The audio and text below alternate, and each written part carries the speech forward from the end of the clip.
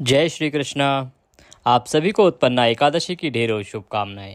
बात करेंगे हम कि उत्पन्ना एकादशी व्रत का पारण कब करें। पारण कब करें, देखिए विधि हम हमेशा बताते हैं, समय आपको बताते हैं, मुहूर्त बताते हैं, लेकिन इस बार एक विशेष प्रयोजन है हमारा इस वीडियो के पीछे। वो ये है कि इस बार आपको सुबह सुबह पारण नहीं करना है।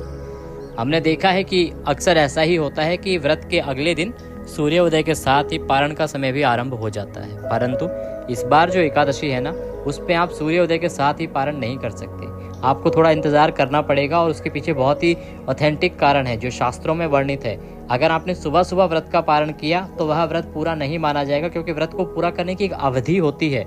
अवधि कैसे होती है कि द्वादशी तिथि जब लग जाती है तो उसमें भी कुछ घंटे होते हैं जिनमें आपको व्रत का पालन करना होता है, व्रत ही करना होता है। द्वादशी के लगते ही आप अगर पालन करते हैं तो वह व्रत खंडित होता है। द्वादशी तिथि के पहले जो 5.5 घंटे होते हैं ना, वो हरिवासर का समय होता है। आप में से बहुत से श्रोतागण जानते भी होंगे, आपसे से बहुत से भक्तजन इस बारे में सुना होगा आप लोगों ने, या आप जानते होंगे। परंतु इस बार जो संयोग बन रहा है उसके बारे में हम चर्चा करेंगे कि आप क्यों ना करें सुबह सुबह पारण, और सुबह ना करें तो कितने बजे से कितने बजे तक कर सकते हैं, शुभ मुहूर्त क्या रहेगा, पूजा विधि क्या रहेगी, आपको क्या भोग लगाना चाहिए भगवान को, क्या मंत्र पढ़ना चाहिए भोग लगाते समय, और क्या मंत्र बोलना चाहिए पारण करते समय। ये संपूर्ण जानकारी आपको इस वीडियो के माध्यम से प्रदान की जाएगी। आप सुन रहे हैं देवभूमि ज्योतिष संस्थान का यूट्यूब चैनल देवभूमि धार्मिक। मनोकामना पूर्ति के लिए आपसे निवेदन है कि कृपया कमेंट बॉक्स में अवश्य लिखें ओम नमः भगवते वासुदेवाय या जय श्री कृष्णा। जब आप यह मंत्र या भगवान का नाम लिखेंगे तो भगवान श्री कृष्ण की कृपा से आपकी सभी मनोकामनाएं पूरी होंगी। जिस भी इच्छा की पूर्ति के लिए आप यह लिखेंगे वह इच्छा भगवान अवश्य पूरी करेंगे। ऐसा पुराणों में भी आता है कि भगवान का नाम जब भी लिखा जाता है तो उनकी कृपा आपको प्राप्त होती है, और विज्ञान भी यह मानता है कि जब आप भगवान का नाम लिखते हैं ना, तो उससे एक ऊर्जा उत्पन्न होती है, सकारात्मक ऊर्जा उत्पन्न होती है, जो आपके जीवन में सकारात्मक परिवर्तन लेके आती है। इसीलिए कमेंट बॉक्स में अवश्य लिखें जय श्री कृष्णा या ओम नमः भगवते वासुदेवाय। आइए बात करते हैं उत्पन्ना एकादशी व्रत पारण की। भाद्रपद मास के कृष्ण पक्ष की एकादशी जिसे उत्पन्ना एकादशी कहते हैं। उत्पन्ना एकादशी क्यों? क्योंकि इस दिन एकादशी की उत्पत्ति हुई थी, प्रादुर्भाव हुआ था, जन्म हुआ था, इसीलिए इसे उत्पत्ति एकादशी या उत्पन्ना एकादशी के नाम से जाना जाता है। इसका व्रत हमने आपको बताया था 26 नवंबर को आप करें, सर्वोत्तम रहेगा, क्योंकि 26 नवंबर को सूर्य के मुख से एकादशी है और व्रत समाप्त होने से पहले पहले द्वादशी भी लग जाएगी। तो जो लोग सूर्य के मुख से एकादशी करते हैं उनके लिए भी उत्तम है, और जो लोग द्वादशी युक्ता व्रत करते हैं उनके लिए भी उत्तम है। इसीलिए सर्वश्रेष्ठ है कि आप 26 को व्रत करें। हमारे बहुत से दर्शक हैं जिन्होंने 26 को व्रत किया है, और अब आप पारण करेंगे 27 को। 27 को पारण में इस बार एक बाधा है, उस बाधा के लिए हमने ये वीडियो बनाया है। हम हमेशा बताते हैं कि पारण का शुभ मुहूर्त क्या है, कब आपको पारण करना चाहिए, परंतु इस बार जो बाधा है उसके बारे में बताना आवश्यक है। इसलिए हमने हाईलाइट किया है कि आप इस चीज़ से सावधान रहें। कई बार बहुत लोग ये सोचते हैं कि मुहूर्त की हमें आवश्यकता नहीं है, हम तो अगले दिन पारण कर लेंगे। वो सही है कि आप अगले दिन पारण कर सकते हैं बिना मुहूर्त देखे भी, परंतु जो कुछ मूलभूत सिद्धांत है ना, उनका पालन करना होता है। इसलिए शुभ मुहूर्त के अलावा जो मूलभूत सिद्धांत हैं वो उल्लंघित हो रहे हैं अगर आप सुबह सुबह पारण करेंगे तो। इसलिए हम रोक रहे हैं आपको कि सुबह सुबह पारण मत कीजिएगा। ये पहले जान लेते हैं कि आपको पारण करना कैसे है, फिर आगे बताएंगे कि क्यों नहीं करना है और कब करना है। पारण के लिए आपको सूर्योदय से पहले उठना चाहिए। कथा में वर्णन आता है कि 4 बजे उठ जाना चाहिए, अर्थात ब्रह्म मुहूर्त में उठना चाहिए, परंतु समय के अनुसार परिवर्तन होते हैं और सबके लिए संभव भी नहीं है ब्रह्म मुहूर्त में उठना, दिनचर्या अलग होती है। तो आप सूर्योदय से पहले अवश्य ही उठ जाएं। उठने के बाद स्नान आदि करके स्वच्छ वस्त्र धारण करें। स्वच्छ वस्त्र धारण करके भगवान सूर्य को जल देंगे, और उसके बाद एकादशी की जहां आपने पूजा की थी वहां पे बैठ जाइए, या जो भी आपका मंदिर है जहां आप भगवान श्री हरि की पूजा कर सकते हैं उस स्थान पर आसन लगा लीजिए। सामग्री एकत्र कीजिए, जो आपकी डेली रूटीन की जो पूजा सामग्री होती है ना, जो भी आप पूजा में यूज़ करते होंगे, प्रयोग में लाते होंगे, वही वस्तुएं रहनी है। एक लोटा लीजिए, उसमें शुद्ध जल भरिए, थोड़ा सा गंगा जल मिला लीजिए, थोड़ी सी रौली या चंदन, थोड़े से फूल होंगे आपके पास, फूल माला होगी आपके पास, धूप होगी आपके पास, दीपक, घी का दीपक इसमें रखिएगा, गोल बत्ती वाला दीपक रखिएगा। साथ में अगर आपके पास पान का पत्ता है, 2 लौंग, 2 इलायची और सुपारी है तो वह बहुत सर्वोत्तम हो जाएगा। ये सब सामग्री को एक प्लेट में, थाली में रख लीजिए और आप आसन लगा के बैठ जाइए। इसके लिए आपके पास एक तस्वीर होनी चाहिए भगवान की, या कोई प्रतिमा होनी चाहिए, कोई भी चित्र आपके पास होगा उत्तम रहेगा। अगर मंदिर में पहले से रखी हुई है तो बहुत अच्छी बात है, अगर नहीं रखी है तो आप कोई भी प्रतिमा, तस्वीर या चित्र भगवान का स्थापित करेंगे। स्थापित करने के लिए जहाँ भी आप पूजा करना चाहते हैं उचित स्थान आपके पास होगा। चौकी है कोई तो उस पर आप रख सकते हैं, कोई लकड़ी का पट्टा है तो उस पर रख सकते हैं, या मंदिर में या नीचे भी जहाँ भी आपका स्थान है वहाँ पे रख सकते हैं। आवश्यकता नहीं है, क्योंकि देखिए हमारा संसार बहुत बड़ा है। हमारा परिवार जो है, हमारा परिवार अर्थात जो भी सनातन धर्म को मानने वाले, हिंदू धर्म को मानने वाले हैं, बहुत बड़ा परिवार है।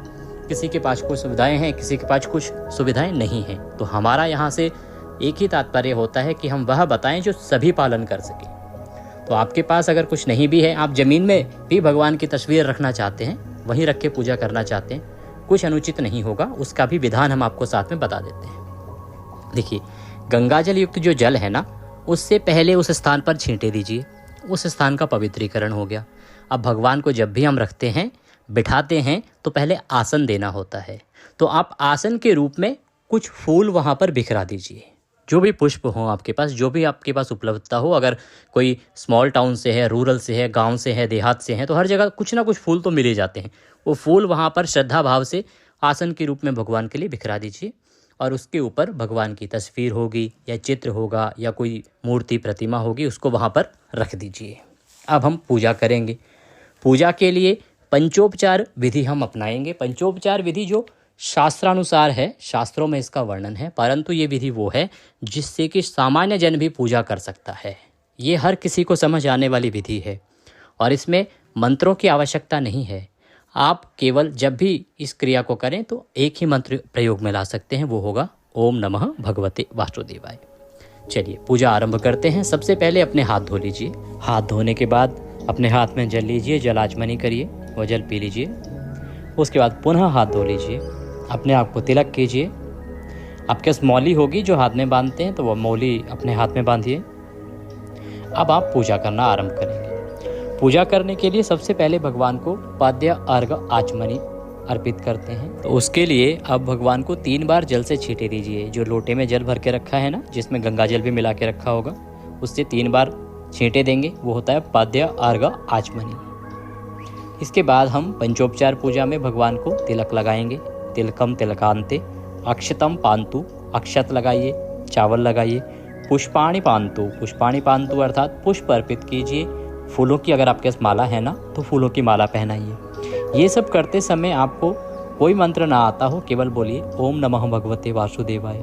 तिलक कर रहे हैं, ओम नमः भगवते वासुदेवाय। फूल माला पहना रहे हैं, ओम नमः भगवते वासुदेवाय। इसके बाद धूपम दर्शयामी, दीपम दर्शयामी।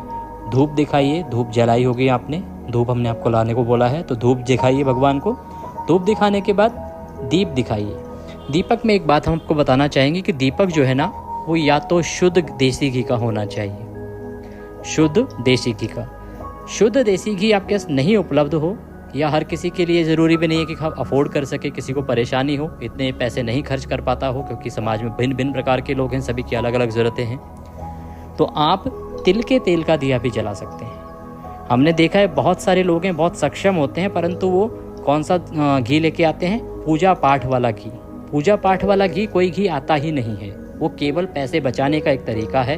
वो अशुद्ध घी होता है, वो किसी भी प्रकार से उसको बना देते हैं। तो जो आप लेके आते हैं किसी भी पूजा पाठ की दुकान से पूजा पाठ वाला घी, वो किसी काम का नहीं है। तो कृपया उसको तो आप प्रयोग में ना ही लाएं।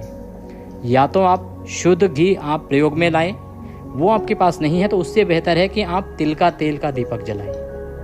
परंतु जो मिक्सिंग वाला घी है, ये आप मत जलाइए, ये एक प्रकार से अपराध तुल्य होता है।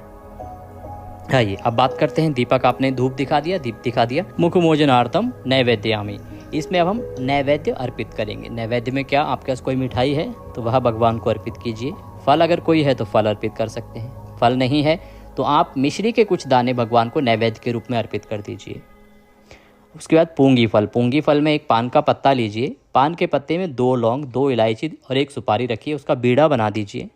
और अपनी कामना अर्थात जो आपकी कोई इच्छा है, जो आप पूर्ति चाहते हैं, जिसकी पूर्ति चाहते हैं भगवान से, तो वह इच्छा बोलिए। कोई परेशानी है उसको दूर करना है तो वह बोलिए, हाथ जोड़ के भगवान से निवेदन कीजिए पान का बीड़ा हाथ में लेके, और वह पान का बीड़ा भगवान को अर्पित कर दीजिए। ये जो है इच्छा पूर्ति उपाय भी है पान का बीड़ा। तो इसको आप अवश्य कीजिएगा। अब आप भगवान को भोग लगाएंगे। पारण में पीले चावल का विशेष विधान है। देखिए, एकादशी में चावल वर्जित होता है, परंतु द्वादशी को पारण वाले दिन चावल उत्तम माना गया है। पीले चावल विशेष रूप से बनाए जाते हैं, तो आप उसका भोग लगाएं। ये जो भी आपके पास शुद्ध भोजन बना हो, जिसमें तामसिक पदार्थ लहसुन प्याज आदि भी नहीं होना चाहिए, थाली में सजाइए। उसमें तुलसी का पत्ता रखिए और भगवान के सामने थाली रखिए भोग के लिए। अगर कुछ नहीं भी हो तो आप फल को भी थाली में सजा के भगवान के सामने रखिए भोग के लिए। तुलसी का पत्ता उसमें अवश्य रखिए और भगवान से भोजन के लिए प्रेम पूर्वक निवेदन कीजिए। भगवान को मनाने के लिए, भगवान को खिलाने के लिए, उनका आशीर्वाद के लिए मंत्रों की आवश्यकता नहीं, आपकी भाव की आवश्यकता है। भाव रखिए भगवान के सामने, भाव से प्रेम पूर्वक उनको भोजन का अनुरोध कीजिए। और उसके बाद जल आचमनी कराइए। जल लीजिए अपने हाथ में, या आपके पास आचमनी है तो उससे जो भोजन की थाली है उसके चारों तरफ घुमाइए और वह जल छोड़ दीजिए साइड में। ये जल आचमनी हो गई, आपने जल आचमनी करा दी, वह थाली उठा लीजिए।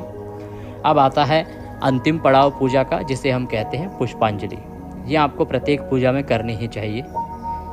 इसके लिए अपने हाथ में पुष्प ले लीजिए। पुष्प लेके और भगवान से निवेदन कीजिए, आवाहनम न जानामि विसर्जनम पूजम चैवम न जानामि क्षम्यताम परमेश्वर। हे प्रभु, ना हम आपका आवाहन जानते हैं, न पूजन जानते हैं, न विसर्जन जानते हैं। हम तो अज्ञानी जीव हैं। जैसी बन पड़ी है वैसी सेवा आपके श्री चरणों की है। इसमें जाने अनजाने में कोई गलती, कोई भूल, कोई त्रुटि हमसे हो गई हो तो उसे क्षमा करना। आप दया सिंधु हैं प्रभु, और हम आपके दर के भिखारी हैं। हे प्रभु, हमारे जाने अनजाने की गलतियों को क्षमा करते हुए दया का आशीर्वाद प्रदान कीजिए। इसके निमित्त आपको अर्पित करने के लिए हमारे पास कुछ नहीं है। तन मन धन सब कुछ आप ही का है। हमारे पास क्या है? मालती मलका जाति सत्पत्रांत संयुक्तम पुष्पांजलि मया दत्ताम ग्रहणाम परमेश्वर। प्रभु, यह पत्र पुष्प की भेंट है, इसे स्वीकार कीजिए और वह पुष्प भगवान के चरणों में अर्पित कर दीजिए। भगवान को दंडवत प्रणाम कीजिए। इसके साथ ये पूजा यहाँ समाप्त होती है। अब आगे की प्रक्रिया बताते हैं। इसके बाद आपको किसी ब्राह्मण को भोजन कराना चाहिए। भोजन यदि नहीं करा सकते हैं तो आप किसी ब्राह्मण के निमित्त दान में दूध ले लीजिए, थोड़े से कुछ फल ले लीजिए, उस पर दक्षिणा रखिए और वह किसी योग्य ब्राह्मण को दीजिए। योग्य ब्राह्मण कौन? जो कर्मकांड करता हो, जो भगवान की भक्ति करता हो, जिसके पास आपको देने के लिए आशीर्वाद में कुछ अपने पुण्य कर्म हो, ऐसे ही किसी ब्राह्मण को आपको दान देना चाहिए, तभी वह दान फलीभूत होता है। और एकादशी का दान विशेष रूप से ऐसे ही करना चाहिए। तो किसी योग्य ब्राह्मण को वह दान दीजिए और दान के बाद आपको व्रत का पारण करना है। पारण के लिए आप बैठ जाएं एक स्थान पर। उसके बाद 5 बार बोलेंगे ओम नमः भगवते वासुदेवाय, ओम नमः भगवते वासुदेवाय, ओम नमः भगवते वासुदेवाय, ओम नमः भगवते वासुदेवाय, ओम नमः भगवते वासुदेवाय। हाथ जोड़ के भगवान से यह मंत्र बोलेंगे। तुलसी का पत्ता लीजिए, मुंह में रखिए और आप व्रत का पारण कीजिए। इसके बाद आप जो भी शुद्ध भोजन आपके घर में हो, बनाया हो आपने, वह ग्रहण कर सकते हैं। ध्यान रखिएगा, लहसुन प्याज आदि वर्जित है, वो नहीं होना चाहिए, उसका प्रयोग नहीं होगा। आप सायंकाल को खा सकते हैं, लेकिन जो पारण के समय आप भोग में खा रहे हैं ना, उसमें लहसुन प्याज नहीं खा सकते हैं आप। कुछ और प्रमुख नियम है, उनके बारे में बताएं। ब्रह्मचर्य का पालन आपको तब तक करना है जब तक कि व्रत का पारण नहीं हो जाता है।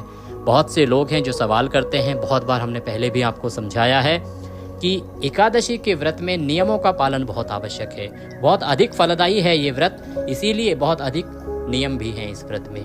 और मूल नियम है संयम, वाणी पर संयम, मन पर संयम और आपके व्यवहार पर संयम। इसीलिए ब्रह्मचर्य का पालन बहुत ही आवश्यक है। चाहे शादीशुदा लोग हैं तो बेशक कोई भी कारण क्यों ना हो, लेकिन आपको ब्रह्मचर्य का पालन करना है यदि आपने व्रत किया है तो। अब बात आती है पारण की, कि पारण कब करना है और आप सुबह सुबह क्यों नहीं कर सकते हैं पारण। देखिए, पारण सुबह सुबह नहीं कर सकते हैं, उसका बड़ा कारण ये है कि पारण के 3 सिद्धांत हैं जिन पर पारण का समय निर्धारित होता है। पारण द्वादशी तिथि में किया जाता है, पहली कंडीशन। दूसरा, पारण सूर्योदय के बाद किया जाता है, अर्थात जिस दिन आप व्रत कर रहे हैं उसके अगले दिन सूर्योदय के बाद किया जाता है।